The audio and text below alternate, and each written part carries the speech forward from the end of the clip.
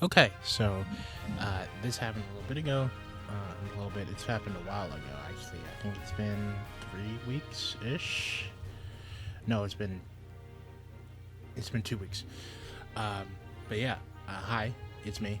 Um, so I'm here to go over the news that we got over the Pokemon Presents. That was 2 weeks ago. Um, it's been a bit since I've had to do this. The last time I did it was in June, I think, and that was because I was making the video that came out early last month. Uh, but yeah, so we're just gonna get started on this, and to get an abridged version of my feelings out there, I have pre-ordered every Pokemon game since Sun and Moon, and I don't think I've been more sure about getting a Pokemon game since Sun and Moon. And this is a person who's pre-ordered every one of them and has liked at minimum, but has loved most of them. I haven't been more sure about one of these games since Sun and Moon, so I'm really excited for this one. But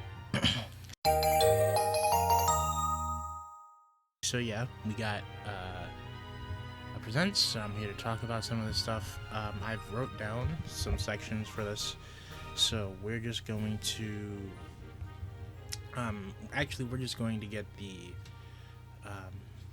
some of the stuff that pertains to the games anyway out right now. There's been a new mobile game. I don't know if people like it or not. It's just I don't know if people like it or not. I thought it looked interesting, but I haven't tried to play it. Pokemon Unite got some updates. Latios and Latias were added to the game.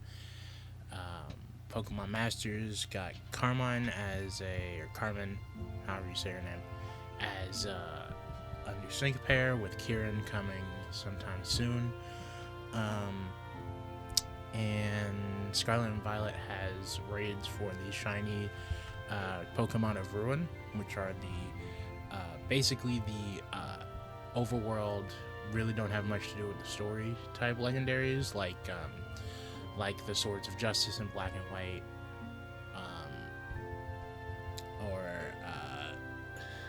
I'm really struggling with it, or the Tapus from Sun and Moon, where you would really only catch them while exploring, and that'd be really about it. Even those ones had something to do with the story, but really their main purpose, or like the Reggies from Gen 3, really their only purpose is to fill out the world. But there are raids for those, and they don't really function like normal raids where you catch them at the end, but instead everyone has to beat these. We have to accumulate over 1 million wins for each raid, and then all those Pokemon will be given to us as mystery gifts. A lot like the Zeraora raid from Sword and Shield. I don't know if there was another one. I wanted to say there was, but I'm not sure. Alright, so that's the game stuff. Oh no, TCG Pocket also got another expansion. Those have been coming out every month anyway, though, so that was going to happen regardless. But it's a Gen 2 based one based on Ho and Lugia. Alright, now that we're done that, we can actually get to the Pokemon Legends EA stuff. So we're going to put that we're going to put that section card right here.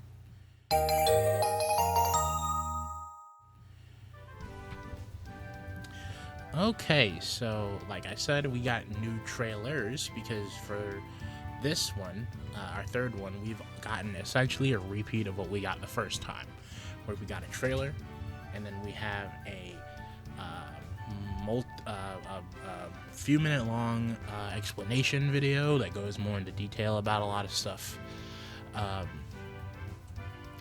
So I guess we could actually start with the story. Now with this case, I'm going to go on the website for this, but so if we go to let's go to the story and worlds. Let's go with characters.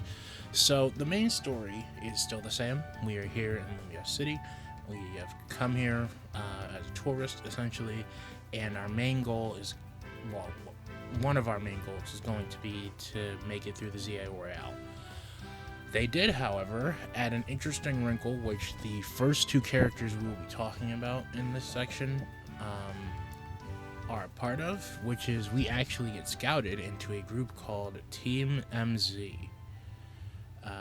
Essentially, it's a group of now 4, including us, kids, who have the goal of keeping the peace in Lumio City. My first thought was vigilante type shit, but I don't know if it's going to get that far. But yeah, that's basically what the group is. So now with that, we can head into the people who make up Team MZ.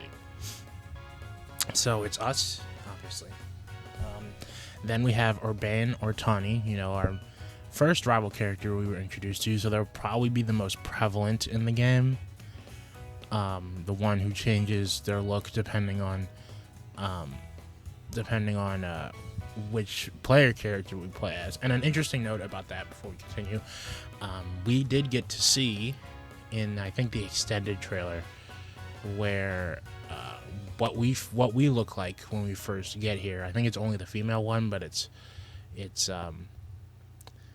stands to reason that the male one would have the same thing going on, and we really do. Like, it was a theory, pretty well backed up theory, but a theory nonetheless, that we were like Urbane or Tawny, whoever our rival would be, is we're basically a version of them that comes from somewhere else, essentially.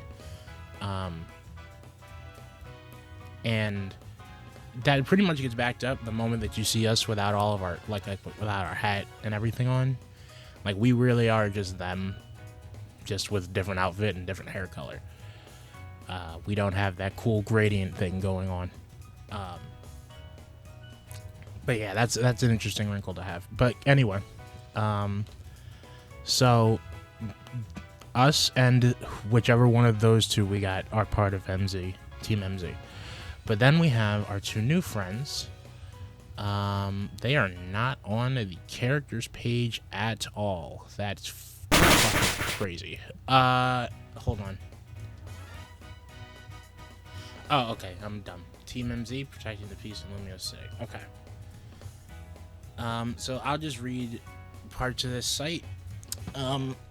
After proving your Pokemon battle skills to either Baron or Tawny, who act as a live-in staff member at Hotel Z, which is crazy, you'll join Team MZ, a crew that aims to keep Lumio City a peaceful place. Other team members of MZ include Lita, who aims to become a professional dancer, and Naveen, a fashion designer in the making. You'll venture alongside them throughout Lumio City. So here they talk about Urbane or Tawny. Everything we've gone over: live and work at Hotel Z, quite skilled at Pokemon battling, and their appearance changes depending on ours. Alright, Lita. Lita is a dance school student who came to Lumios seeking to become a professional dancer. She joined Team MZ in exchange for lodging and has become a trusted member of the crew. She's a foodie who loves croissants. And her partner Pokemon is Staryu. And then we have Naveen. Naveen is an aspiring fashion designer who's earning a reputation in Lumio City as a designer shrouded in mystery. He joined Team MZ in exchange for studio space.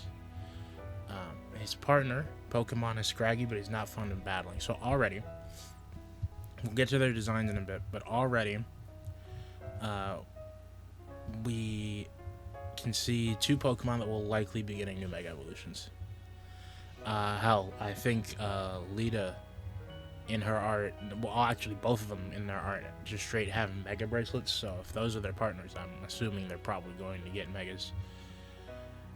Just like our partner Pokemon would, and Urbane or Tawny, because they choose the other starter we don't have. Another starter we don't have, I should say. But yeah, Pokemon's been killing it with the designs for new characters, so it really shouldn't come as too much of a surprise. It really shouldn't come as too much of a surprise to say I really like them. I can appreciate the if we look at like Lita, I can appreciate the color contrast her whole outfit has, just mainly being white, black, orange, and blue.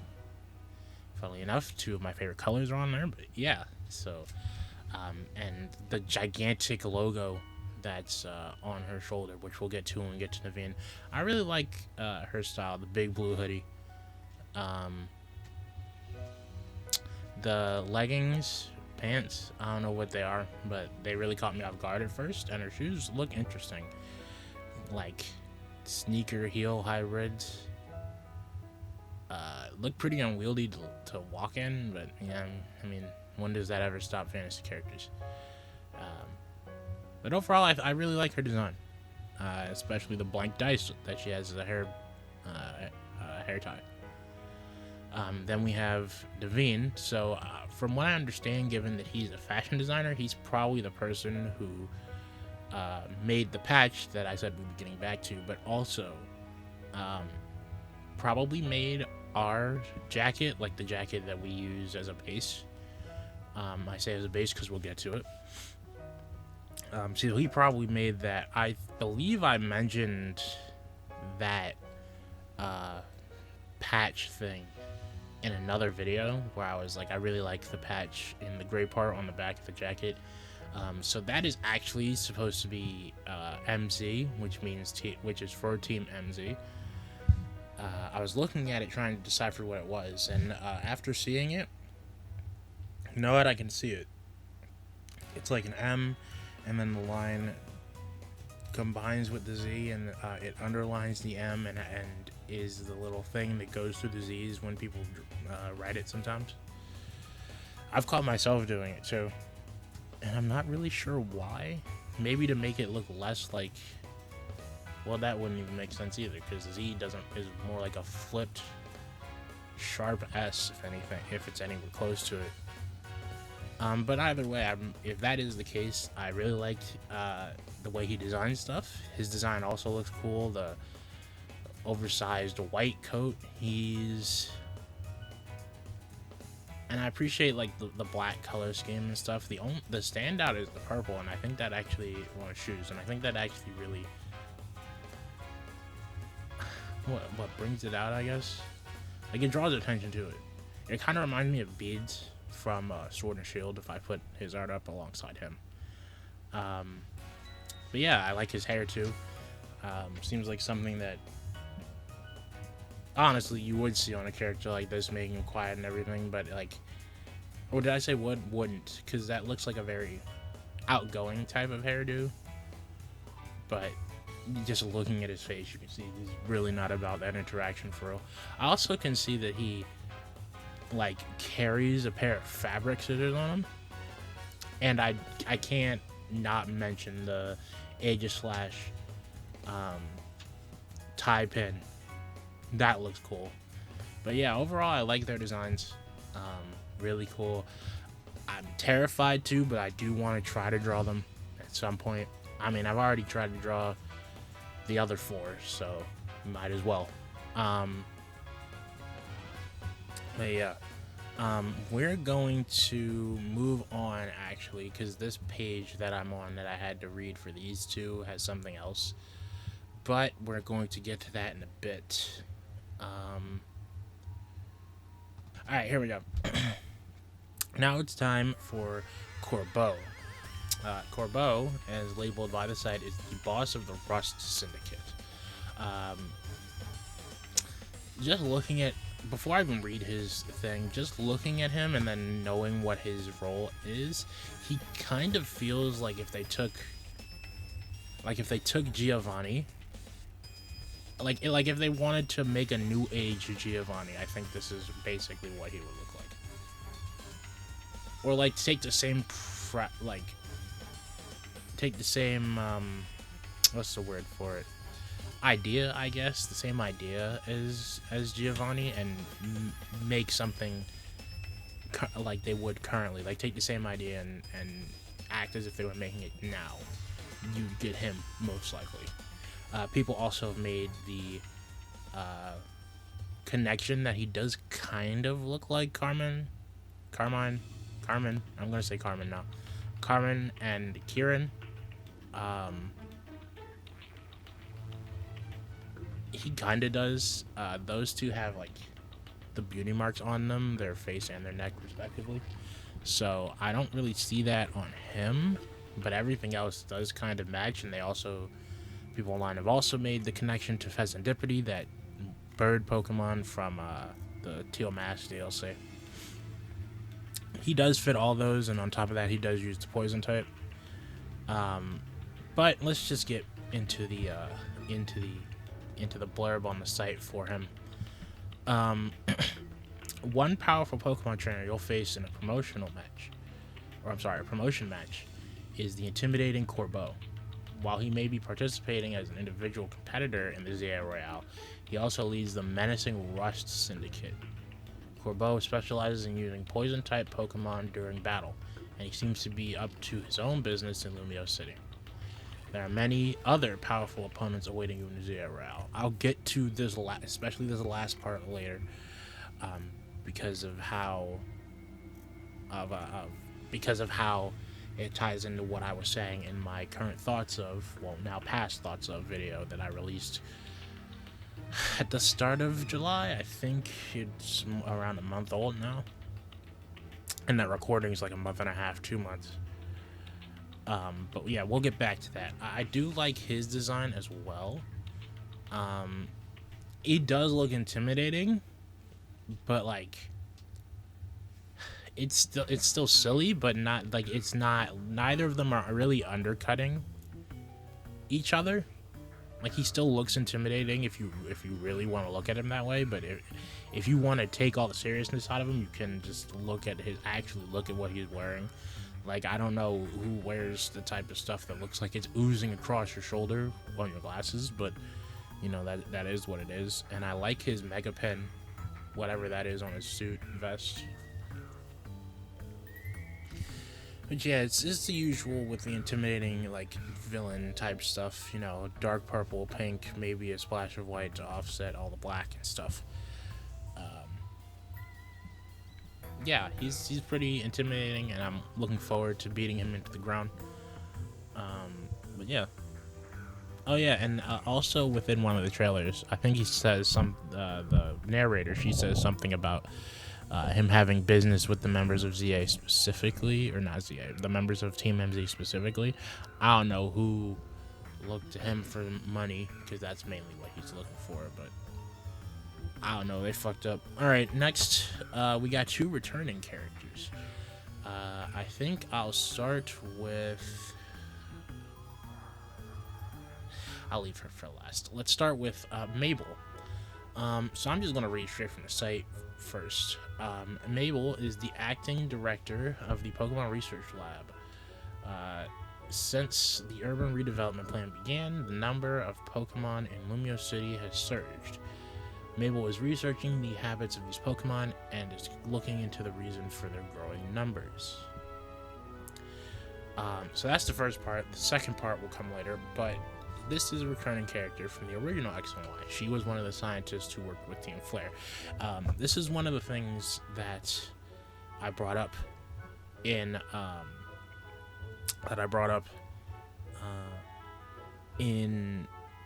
that video, the most recent Pokemon Legends ZA focused video, was seeing returning characters. I think I even brought up the scientist from Team Flare as possibilities for it, but I kind of just expected them to be some people you ran into. This woman is now the active director of the Pokemon Research Lab. Now that does beg the question, where is Professor Sycamore, and also how far in the future is this? But ignoring those questions, because we literally do not have answers for those, and we probably won't till the game comes out, she looks nice. Trading in the bright red bullshit suit and the weird glasses for... In fact, what does she even have on? It can't have been good. Hold on, let me look, because I don't have the official art, but I did draw her for the thumbnail of I believe it's the most recent stream I did. I think it is. Hold on. I believe it's the most recent stream I did, so hold on, give me a second. Yeah, she had on like some weird visor or something. So switching from that to this, it's really cool. You can still see the bags under her eyes though. That's crazy. Um, yeah, she looks nice. I like how she kept her hairstyle, kind of, but the loops on her head actually moved downward. And even kept the blue tie.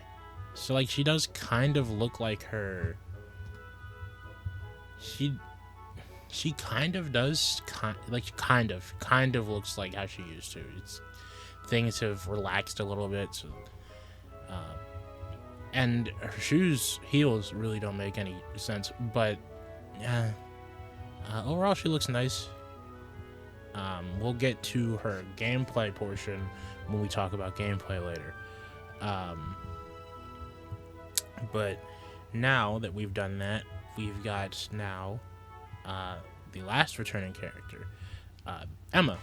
So that was Emma. We knew it was Emma. We knew she was showing up because they showed off the Looker Bureau in one of I think the second trailer for the game. But you know, people didn't want to commit to saying it was her because as low of a chance that it might not have been her, that was still a chance. But since we've gotten this trailer, it's basically been confirmed that yeah, that is her. And she looks nice. She shortened her hair a lot. She lost a lot of hair. She had tons of it when we first saw her. And the cropped trench coat, honestly, kind of like what Urbane and Tawny wear, and actually thinking about it, kind of like what Sonya wore in Sword and Shield. I think that's a nice addition. It breaks up the mainly gray, black, and slight bit of orange that she has because she's wearing her Essentia suit all the time. But let's go ahead and get onto her page on the site. Emma inherited the head role at her detective agency in Lumio City. We know who she got that from, but they don't bring it up. She's the city's best detective, not to mention a fierce Pokemon trainer. Those two things are, if you've played X and Y, those two things are incredible. And you cared about her anyway, that those two things are incredible to hear. But that doesn't mean she couldn't use a little help. Yep. So yeah, we get to see a fully 3D modeled, current version of the Looker Bureau. She has tons of paperwork and files, thus is the life of a detective. She definitely drinks a fuck ton of coffee. There's no way she doesn't. Again, just like Mabel, a lot like Mabel, the rest of her page is going to be later, mainly because it's more gameplay focused, and right now we're only really focusing on the story / characters at the moment. It's really just been characters, but they've been dropping bits and pieces of the way that the general game story focus will work, and that gets me into the last part of this part, which is what I got right in terms of that last video. Mainly that the ZA Royale will be intertwined with other stuff that we're doing. So we're definitely going to have to deal with Corbo and the Rush Syndicate. We have to. There's no way we aren't. We're part of a team that's supposed to keep the peace of the city, and then the Rush Syndicate sounds exactly like nothing good. We're going to have to deal with him at some point, but at the same time, he's also part of the ZA Royale, which means us dealing with him as the person who runs the Rush Syndicate will likely also help our standing in the ZA Royale, which is essentially what I was saying it most likely will be like in that video, where the whole game won't just be this tournament. It in and of itself is an important background object that basically it gives us an excuse to be doing stuff before all the story important stuff happens. It's the reason why we'll likely be training our Pokemon in the first place. It's the reason we'll likely be meeting a lot of these people in the first place, so that when stuff actually does happen, we have a reason to be there and a reason to do something. Well, probably not that one, but we are excused at least in one way for thinking maybe we should do something, because at absolute minimum, we'll get higher up on the ranking of the tournament, on top of also the other reason, which is keeping the peace as well. So it's not solely just a tournament. The tournament is a backdrop that makes our interactions with these characters, it facilitates them and makes them make a little more sense. But I did in fact get that right. And I did talk about, you know, Emma and Mabel, and how I pretty much called them, not them specifically, but the possibility they could come back. Emma was pretty obvious given the way that the story was looking to shape up, but you know, the Team Flare thing, yeah, that one was also pretty obvious, but it just feels nice to have gotten it correct. All right. From there, we don't really have much else to say about the story or characters. I mean, I like our new friends. They're really cool. I don't know if we're going to be doing anything with them. We might, you know, in terms of like the story, if they're going to be involved, if they're going to go through any character moments. Pokemon's been really good at making side characters you can care about. In a lot of the later games, more recent ones. So they probably will, but again, as of right now, we're gonna have to wait and see. Scarlet and Violet was one of those where basically every character, we didn't know how deep we were going to go with a lot of them until the game came out. So at this point, we are approaching, by the next time we see this game, which is End of Worlds, and at Gamescom will be pretty much exactly 2 months away from this game being out. So we got 2 months. Next section.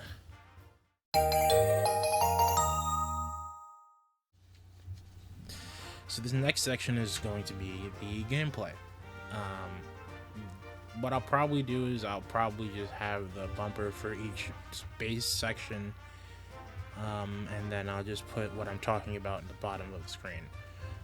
This time we're on gameplay, so I'm going to start this by looping back to the 2 characters that I talked about before I went into that stuff I got right part. We're going to start, and we're going to go in reverse. We're going to start with Emma. So looking at the second paragraph of her character page, facing a city full of problems, you'll assist Emma by tracking down missing Pokemon, locating lost items, and even taking part in the occasional Pokemon battle. Work alongside Pokemon to solve the problems of the city, both young and old. Work alongside Pokemon to solve the problems of people, both young and old, in Lugia City. And then, if we go to Mabel's, research the sudden influx of Pokemon. Mabel has a lot of research to keep up with, so she seeks your help in her investigation. As part of this research, you'll register a variety of Pokemon to your Pokedex by catching or evolving them. At times, you'll obtain Mega Stones, allowing you to register Mega Evolved Pokemon to your Mega Evolution Pokedex. Complete Mabel's research requests earn TMs, technical machines, and other rewards. TMs teach your Pokemon moves they might not be able to learn by level up, which can help them become more effective in battle. So I wanted to read those 2 and summarize them now, because when we get to the other 2 parts of this section, there's not going to really be any place for it to really transition, at least not to me right now. So these 2 are essentially 2 other, I guess, side quests you're doing during the main game. So, I mean, I say that now. We don't know what the progression is going to be like, so that's the best I can think that they are right now. So essentially, we have 2 other mission things to do. Basically, it's... Okay, so we essentially have 3 different mission type things right now. We have the ones that are like the ones from Blueberry Academy, which we saw in Trailer 2. those ones that we do while we're out doing the ZA Royale, fighting people in the streets. Those will increase our ticket points, which we use to rank, which we use to eventually get a promotional ticket, which we use to rank up. In these two cases, Mabel, what we're doing is it's essentially the Legends Arceus thing. We are being rewarded for catching and learning about Pokemon by getting TMs and other items that we will use to make ourselves stronger. This game is a lot more battle focused, but you still have the incentive to actually catch and learn about Pokemon and use them in the game through her. Emma is essentially the optional quest from Legends ZA, where we would be tackling the problems of the people in the village that we were in. Essentially, this is the same thing, where we will be hanging around with her and solving the problems of all the people and Pokemon of Lumia City. What that in itself will entail is we can't really know for sure, because I mean, X and Y's looker post-game quests. Like, we fought a gang, we fought Team Flare again, we fought Emma as Essentia, who is basically luring people in with disguises and finessing them for their pets. And then at the same time, we spent the first part of that just walking around the city looking for tickets on the floor. So, and looking at the footage, we could see, luring. Let me see specifically, but we can see luring like Trubbish places. We can see a Watchhog that has parked itself on one of the elevator things that we use to get on the rooftops. So we'll probably have to deal with that thing. We have to, the Trubbish I mentioned, we have to lure them away from a cafe and stuff. Most likely putting them somewhere else out of the way, or getting them to go do something specific. But those are the types of things we'll probably be doing. The range of them we can't really know that for sure. But that's essentially what these two are. They are pretty much the ties we have to the mission systems in Legends Arceus, as well as the stuff that we have in the new battle systems. Okay, so now let's break this up with one tiny thing I did notice. I remembered that I brought up the Pokeball situation. I don't think it was in the last video. I think it might have been in the one for the second trailer that we got in March. But either way, I did bring up the Pokeball thing. There's been an update to that. I believe we've gotten to see a Great Ball and an Ultra Ball so far. I don't even remember what he used it to catch, but it was on the screen, and when I'm editing, I'll probably put that up somewhere. But yeah, so far we've seen normal Pokeballs, Great Balls, Ultra Balls, Premier Balls, and I believe that's it so far. If I'm wrong, let me know. Or I'll put it up if I find anything else. But I mean, at most, the Cherish Ball will probably be there because of the early purchase bonus, which we'll get to. But yeah, so that little intermission aside.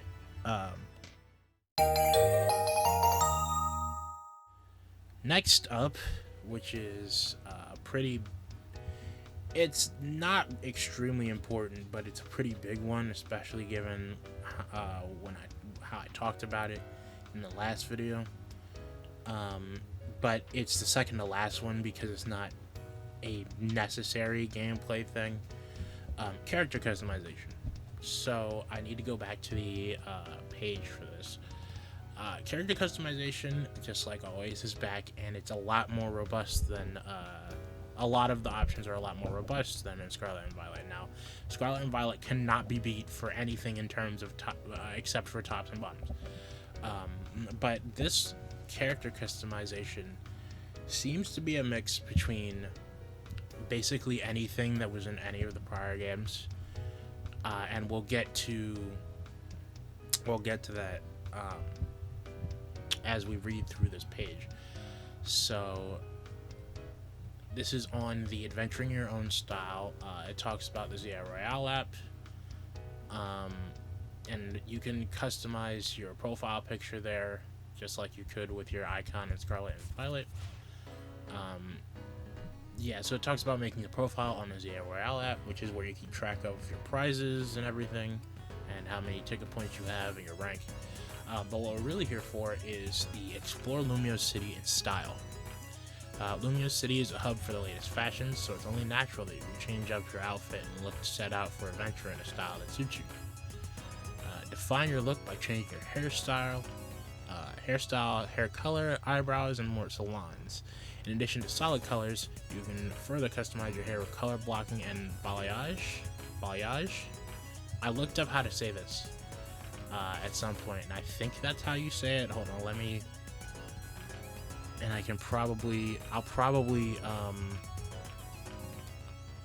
probably put the pronunciation here. Balayage. Balayage. Balayage. Balayage. Balayage. Yeah. So that's the hair, right? You'll be able to even make changes to your character's look, color, eyelashes, and other characteristics. There are also a variety of tops, bottoms, hats, and other garments to choose from. Visit boutiques for a wide selection of purchasable apparel to expand your wardrobe and find your favorite fashions. And you know what, we might as well finish this. And there's more. Furfrou, a Pokemon with distinctive long fur, can be trimmed into a variety of fashionable styles at a specialty shop. By practicing these cuts enough times, the scyther at the shop will learn how to trim more difficult styles. And then the final part of this page is talking about the camera, which looks to be brought basically wholesale from Scarlet and Violet, which is a pretty good thing. But you can also take pictures while at benches, and you can release your whole team to take pictures with. So, when I was talking about this in the last one, I'm fairly certain, in fact, I can bring up my old video now, but I'm fairly certain that I said that I was pretty sure it would probably be tops and bottoms again. Akin to X and Y. If I remember correctly, I said I don't believe it'll be like Sword and Shield, but I believe that it'll probably be more like X and Y. Hold on, let me... Okay, yeah. So, basically, I said that I think the next trailer would show character customization, which is true. And I thought that it probably wouldn't be as robust as Sword and Shield or Sun and Moon. Thinking about it now, it likely is around the Sun and Moon's level, but not Sword and Shield. Sword and Shield... well, I guess it just depends. But... yeah, essentially, we still have hats, we still have gloves, we still have shoes, socks. The bag is kind of you can still customize it, but it's like a tiny little thing on your back. Not even on your back, it's more like clipped to your belt. So, it's really out the way. And it's a lot like Legends Arceus' bag, actually. They really did not put all that much emphasis on it in that game. So, but like you can customize it. I don't know if I'll get different bag types, but honestly, I kind of don't care. Because of just how impressive this looks. So like, yeah, we do have tops and bottoms again, but there is something that I wanted to say, right? Because when I said it's probably going to be like X and Y, I was thinking, okay, we're going to have set options and we're going to have to go find the other colors for them. Something that I've noticed when I was looking at the extended trailer, and something that you'll see if you look at some of the pictures that are on the site and everything, on top of the fact that you can mix and match the tops and bottoms, you'll notice that they aren't separated by color. Usually, they're separated by just what they are. And I believe that's because if we look at the original Like if we look at the extended trailer and look at character customization, on top of being able to add like the hair, on top of being it like the hair has two-tone colors and all that. We talked about color blocking and everything. But the clothes themselves, we can actively change the different colors that we have. Now we don't have full color control. We can't choose stuff off of a slider or color palette. But when we buy / put on, or like probably when we buy, most likely when we buy, but probably even when we put on, depending on how this works, we can choose the color of the different layers of the clothing. And here's what I mean by that. So let's take this one part of the extended trailer called Make the Most of Your Adventure in Pokemon Legends ZA. At 155, the male character is putting on another version of the jacket that we're wearing. You can see, however, if you look at that one section of that part of if you look at that section of the video, you can see that they aren't just changing the color of the jacket. They can also change the color of the shirt underneath it, which is awesome because it's not just like, it's kind of like a middle ground between the X and Y and the Sun and Moon Sword and Shield character customization, where the shirt underneath it isn't a completely separate object that you can choose to have the jacket on, or you can buy a completely different colored shirt and put it on. But what you can do is have that shirt, and then whatever the other available colors are for it, you can just change it to that. So you will still have the jacket on, yes, but you can still change the color of the thing underneath it. I think that's really nice middle ground, because like, and the thing about that is, I don't even know if you can take the jacket off, because that could be another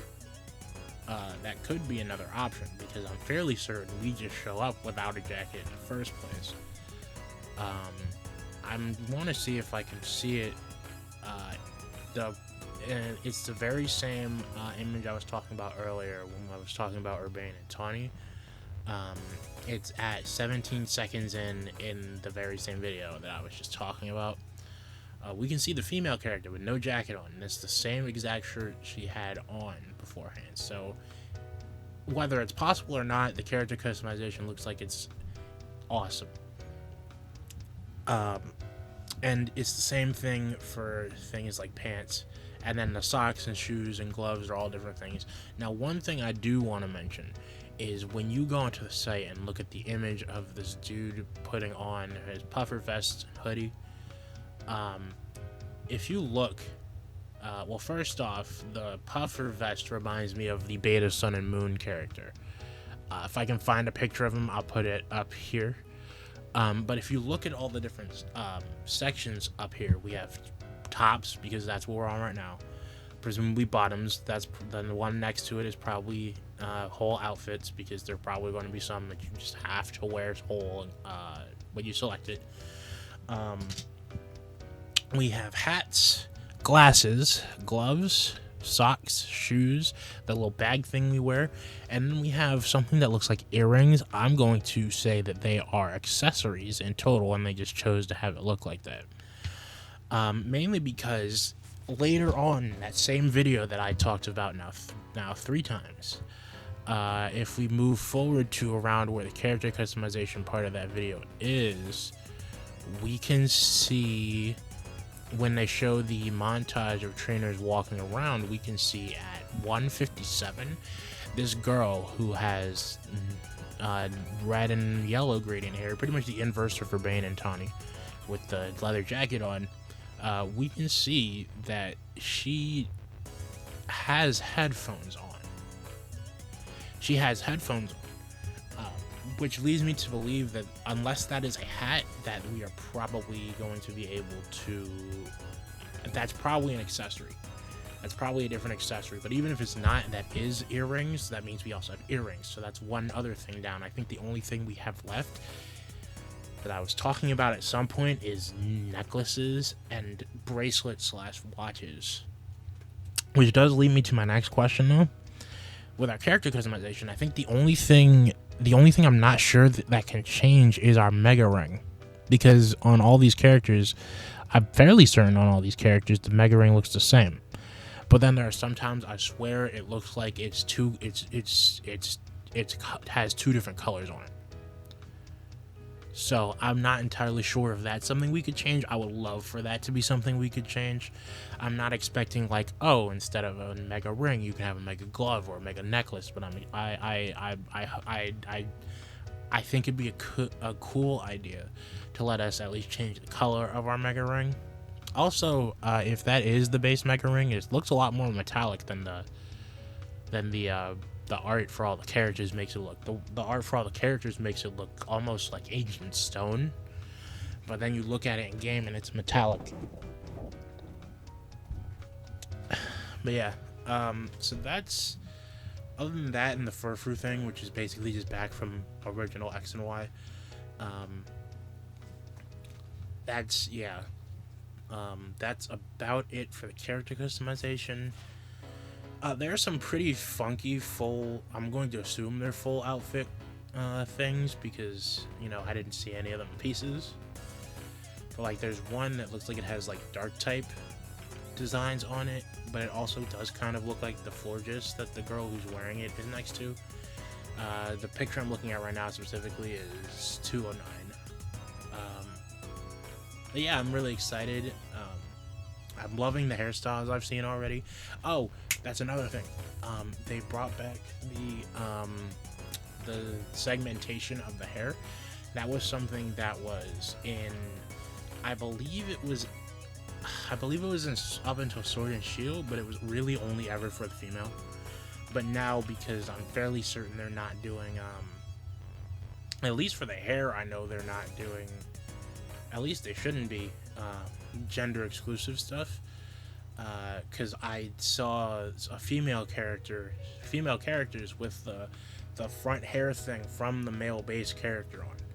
So, I think I saw a male character with the female one too. I'm pretty sure. I mean, even if they are gender specific, I'm hoping there's a good amount of cross between them, but given the fact that the last game didn't have it, I don't know if they should even bother doing that. It'd probably just be easier to have everything be used by everyone instead of trying to segment it off. But regardless, I'm loving the amount of customization we have. Hold on, because there's a little more. So they talked about taking photos. Here's some dude on a bench with his Pokemon. I'm loving the track jacket, or the tracksuit pants he has on. Yeah, so at 214, we see what I'm assuming is the girl character, but it could just not be. It could just be anyone with the male's hairstyle. But in the and then there's that nice dress that the female character is wearing, 217. But if we look at the first 2-minute trailer, Start a New Story in Lumio City, and we go to the point where they show off the character customization, not only do we see more options and more color things, but we can also see at 38 seconds, we can see the female character with a hairstyle, but using the front bangs of the male character's hairstyle. So we'll probably be able to, and then at 39 seconds, there's another one. So we'll probably be able to do that. There's also a different color version of the outfit that we were looking at earlier with the weird eyeball belt thing. So you can see skirts, jackets, and all other stuff, hoop earrings. One thing I'm not entirely sure about is the eye shape. I'm looking at these characters and I think they have different eye shapes. I think. I'm looking at them and I swear they do. If they do, then that's cool. Eye shape's still there. It would be really weird for them to keep all those other options and then not have eye shapes there, but you know, we can't say. It's like I brought up with the other ones. There's some things that we can say probably are for sure. There's some things that it probably wouldn't be a good idea to. I think this one is a little bit more valid than the Emma thing, because we got her on the cover of the game and people were still like, that looks like Emma instead of that is Emma. This one's a little bit more, I think, understandable than that. That one was kind of understandable given that some franchises love to do things where characters look the same as others and then aren't those characters. But this one especially mainly I think is a little bit more valid just because of the fact that, like, okay, let's go from Sword and Shield to Scarlet and Violet. We went from Sword and Shield and Legends Arceus, which had the most robust character customization in the game so far, with the tops and bottoms and everything, to Scarlet and Violet, which did not have the tops and bottoms interchangeable at all. It wasn't even just that they didn't have all the options, it just wasn't interchangeable at all. But then it also had the ability to change your face shape, like the structure of the things on your face, and then had the best selection of literally anything else. So I feel like saying that it could or could not be with this type of stuff feels like it makes a lot more sense. But yeah, so continuing on, I spent a lot of time on that. I can see this video being an hour. I spent a lot of time on that, but moving on, we have the final part of the gameplay section, that being the part on Rogue Mega Evolution. So if we go back to the site, we can go to news and make the most of it.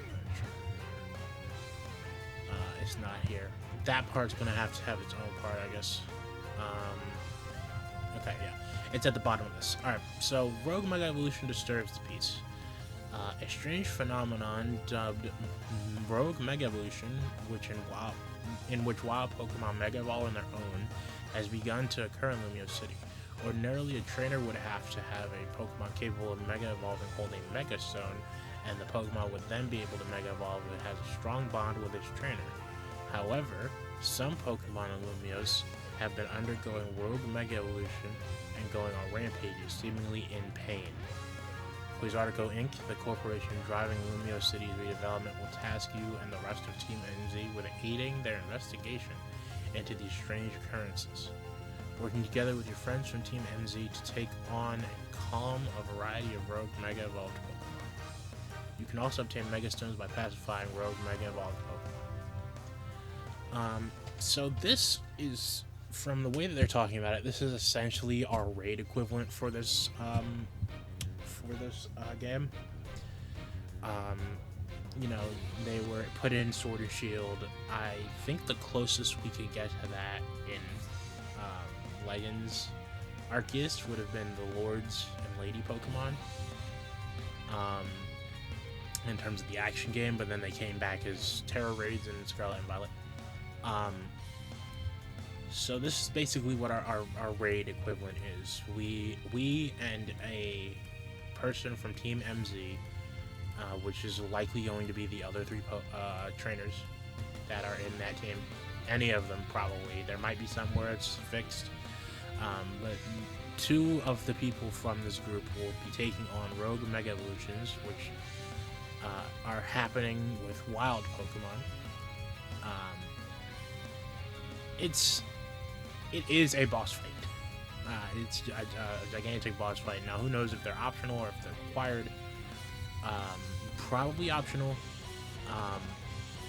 I'd also like to point out that there are some other parts of the site that I couldn't really fit into specific sections that I'll get into later. And they also mention that, especially when we get to the pre-order and early purchase stuff, you can only ever get one Mega Stone. So there are multiple ways to get Mega Stones. And so it seems like you don't have to do these, barring probably the first one, and maybe if there's one during the story. But it's nice to see that there's a pretty cool way to get Mega Stones, and if this was the way to get Mega Stones, I wouldn't be complaining about it. This looks really nice. yeah, a Mega Evolved Pokemon is a really strong opponent to have. So having that be our raid equivalent in this game is really the only thing that makes sense, honestly. But yeah, so that is, I believe, gameplay for right now. Let me go ahead and see in the news section if there's anything. Oh, you know what? Looking at gameplay. Okay, so there's one more section. And that is about the Alpha Pokemon. Alpha Pokemon make their return from Legends Arceus. They're pretty much the exact same as Alpha Pokemon in Legends Arceus. They're larger, they have glowing red eyes, and they're really strong. These Alpha Pokemon will chase and attack you once they notice you, just like in Legends Arceus, so do your best to avoid getting hit while battling, which also means we'll most likely have an HP system just like in that game. I don't know if we'll have a health bar or some type of counter, or if it'll be like Legends Arceus where the screen surrounding you is your counter for your life. And just like in Legends Arceus, catching them makes them they're really good allies if you can manage to do so. Other than that, talking about the Pokédex, which is pretty much the exact same. You can catch the Pokédex will register Pokemon when you catch, evolve, or trade, so trading is there. The Pokédex app lets you check out movement, cries, habitats, and other details that you've registered. We got Pokemon Centers. We know what those do. I really enjoy that they're like Scarlet and Violet in terms of how they're used, but they look like normal Pokemon Centers now. And then other than that, yeah, there really isn't much else. But here we go, the Mega Stones part. This is what I was talking about. In order for your Pokemon to Mega Evolve, them be holding a mysterious object called a Mega Stone. Mega Stones can be obtained in places like the Stone Emporium, which comes back. That's a stone shop. A shop that carries an assortment of evolution stones and other related items. You can also get Mega Stones by visiting the place article Inc. headquarters, where someone will trade them to you in exchange for Mega Shards. These shards can be found by having your Pokemon break clusters of Mega Crystals scattered around Lumio City. So the Mega Crystals, there's a image on the site of Tepig breaking some of them. They just kind of crop up in Lumio City, which is really weird to look at, and this is probably how the Rogue Mega Evolution thing starts in the first place. It's probably these. But yeah, so we can do that. To get Mega Stones, we can go to the Stone Shop. We can fight these Rogue Mega Evolved Pokemon. So yeah, it's nice to see that there are multiple different ways to get those. You can only ever get one of them though, so once you have one, there really isn't unless you really want to, there really isn't a point to go do the other ones, at least for right now. They could have a level up feature for them, who knows. So yeah, now that really is it for the gameplay section. Okay, so I have a little bit of a, not an intermission, but an addendum, like my last major video for this was. I realized that I had forgotten to add another segment in the gameplay part, mainly talking about what I wanted to see. And it has to be something that's kind of like the Synchro Machine from the Indigo Disc. I know I mentioned this already, and a bunch of the other ones, specifically the one from almost a month ago, I think around a month ago. But I think it seems pretty weird to have a huge feature like that and not do something with it the very next game or Generation 10, so it has to be like this game or Generation 10 where that comes up. Hopefully we'll get more complex battles as them if we do get to play as them. The Pokemon, I mean. Yeah, that's about it. Wherever I put this, we're going back to the original recording now. Yeah.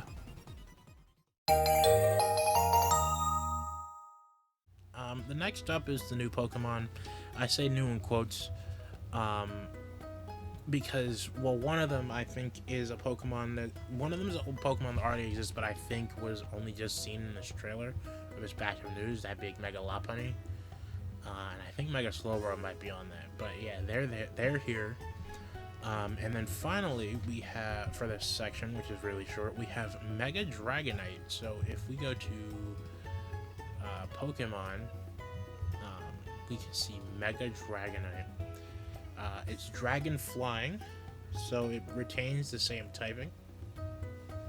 It is 639.3 pounds and is 7'3". It soars around using the large wings on its head.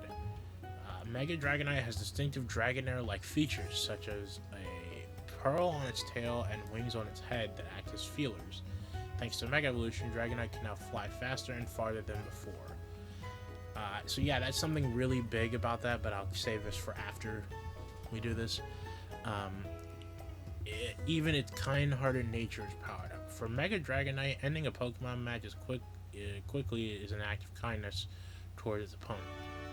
Its kind-hearted nature gets amplified when it Mega Evolves, and it launches powerful attacks at its opponent with a smile.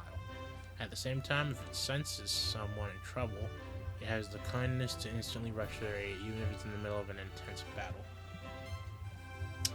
So, I actually do really like Mega Dragonite. I really, one of the things I liked about all the, not just Mega Evolution, but all the gimmicks, let's call them, in Pokemon, is how they can extend and work with the basis or the mythos of the Pokemon in question.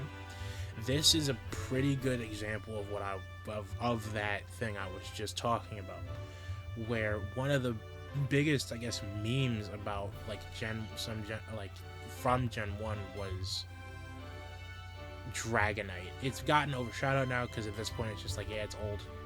Yeah, we know. But if you really do look at it, it really doesn't make much sense how we can go from Dratini to Dragonair, right? They're serpent-like, it just gets longer, has the pearl on the tail, has like that weird stubby horn, has wings on its head, and then we go from that to Dragonite, who's just a dragon with a horn on its head. It's not really nice. It's goofy, cool, and cute all at the same time, but it really doesn't make any sense. The reason why I like things like Mega Evolution and Z moves and Gigantamaxing and Terrestrialization, maybe a little bit less that last one, but the two Pokemon did get to use it at the very least, is that they extend the stuff about that Pokemon. In this case, Dragonite, we get to see what Dragonite what one of the ways Dragonite could look like had it naturally kept all the Dragonair features. Its wings get smaller, but its actual wings get smaller. It gains more feathers, but it has wings on its head now, just like Dragonair did. And I like, instead of the blue pearl, it has a pearl, but instead of the blue pearl, it has like a iridescent multicolored thing on its tail. I really like stuff like this specifically, and Dragonite, Mega Dragonite is cute. It's going to be more busted than it was already.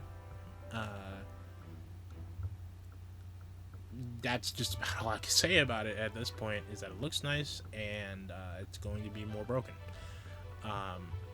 So that's it for the Pokemon section. Really short, because there wasn't exactly much new unless I just wasn't paying attention.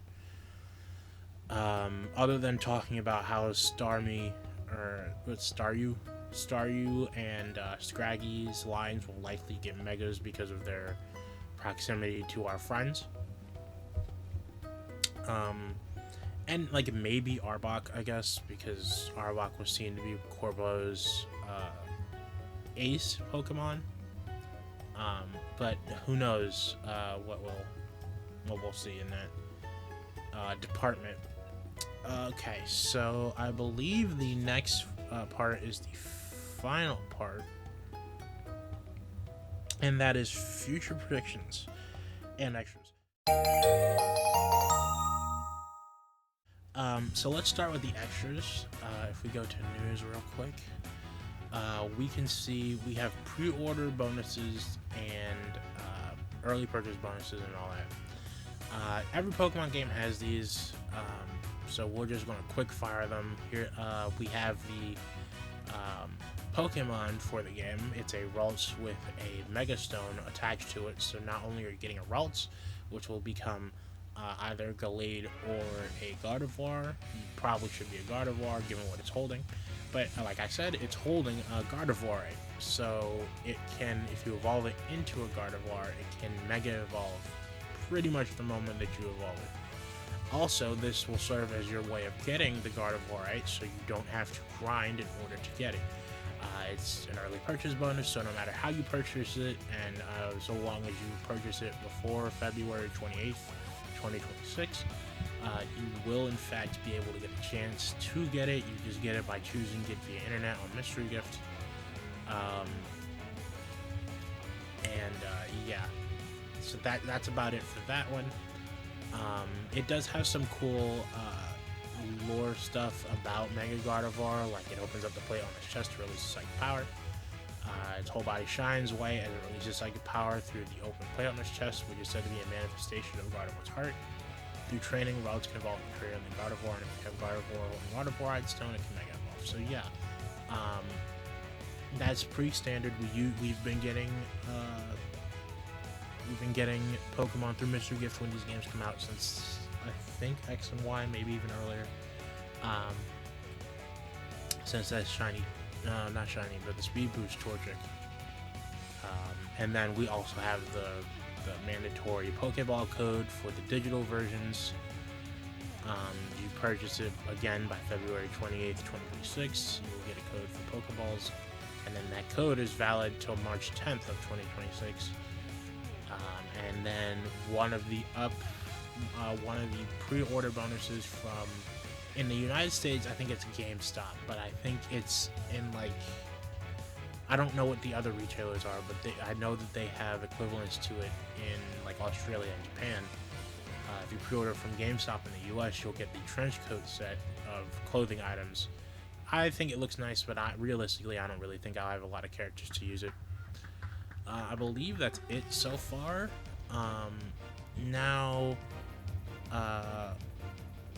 there's one more extra, and it's something I'm kind of mad about. Not mad. It's just oh man, and that's it.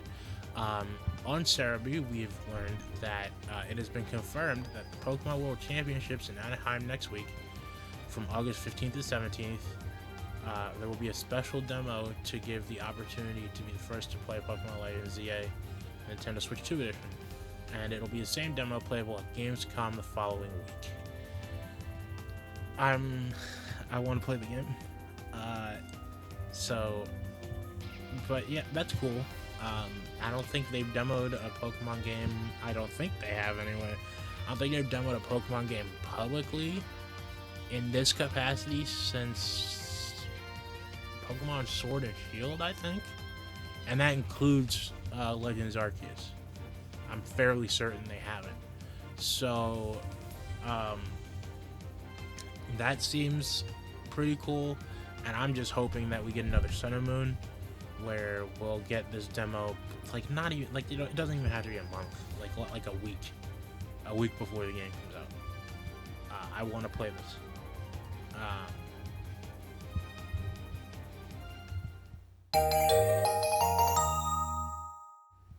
But yeah, so that's it for the extras. Now we can get to the predictions and stuff. So because of just how prevalent, especially that demo is going to be, as well as just the game in general next week, it'll probably be within the next 2 weeks. We'll see our next trailer. Most likely we'll get one August and September, and then we'll have the launch trailer in October. So we'll likely see our next trailer in a week from when I'm recording this. Not a week, but a week and 2 days. If not then maybe exactly 2 weeks from now, maybe. Who knows? But that will likely be when we'll see our next bit of news. At least I think so. Now, what they could reveal there, I don't know, because the World Championships, they'll probably reveal a new Pokemon, since they usually do that. But given that Pokemon Champions exist, that most likely means they'll be moving away from, obviously Legends Arceus didn't have any online feature, and Legends ZA might, but that's just speculation at this point.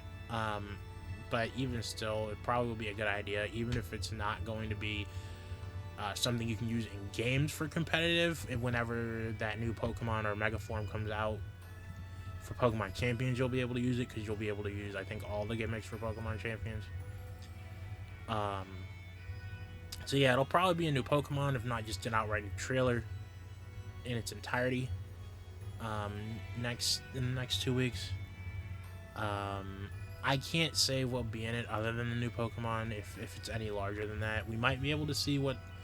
Because I think I did see like some yellow zones. Because the battle zones are red, the wild zones are green. I think I saw some yellow zones somewhere around the city. So if that's the case, we could probably see that, or we could see another one of the trainers that we'll probably be facing, like Corbo in the ZA Royale, as well as just in the city in general. I think Ride Pokemon will still be there, so you know what, they might introduce us to our Ride Pokemon for the game. You know, it really just, it depends. We really won't know. And since we have a release date, there really isn't much else to say. If there's been like some speculation about linking to play with somebody online for something, whether it be Rogue Mega Evolution or something, that if that does exist, we might see it next in the next trailer, or in September. But I'm not entirely sure about that either. All I do know is that I'm ready for this game to come out, and I still have another 2 months left to wait. So, yeah. That's going to be about it for this game. I'm really excited for it. I think I have like a third of my team blocked out already for my starting playthrough. And, yeah. So, that's about it. I'm going to stop the recording now.